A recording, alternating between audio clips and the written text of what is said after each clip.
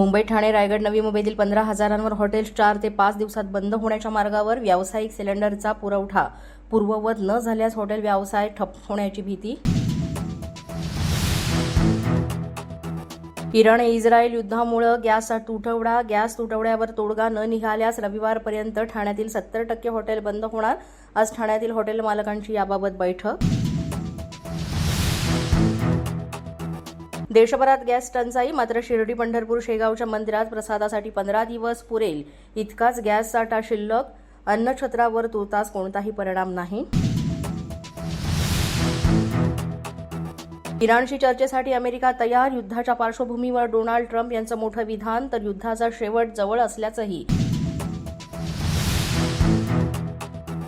भविष्यात पुन्हा हल्ले होणार नाहीत या अटीवरच अमेरिकेसोबत चर्चा होईल. इराण सरकारच्या प्रवक्त्यांचं मोठं विधान. ट्रम्प आणि पुतीन यांची फोनवरून चर्चा. युक्रेन आणि इराण युद्धावर चर्चा झाल्याचा ट्रम्प यांचा दावा. अमेरिकेने इराणच्या 20 युद्धनौका बुडूनही होर्मुझी समुद्र धुनी अद्याप ठप्पच. इराणच्या अस्त्रधार तंत्रज्ञानामुळे होर्मुझी समुद्र धुनी खुली करणं अशक्य. लोकसभा अध्यक्ष ओम बिर्ला यांच्या विरोधात दाखल केलेल्या अविश्वास प्रस्तावावर लोकसभेमध्ये आज मतदान. ओम बिर्ला यांच्यावर पक्षपाती वर्तनाचा विरोधकांचा आरोप. सोशल मीडियातून कोणत्याही पुराव्याशिवाय बदनामी करण्याच्या घटनांना चाप बसणार. माहिती तंत्रज्ञान कायद्यात बदल करण्याचे मुख्यमंत्र्यांचे संकेत. पोलीस महासंचालकांच्या नेतृत्वात समिती स्थापन करण्याची घोषणा.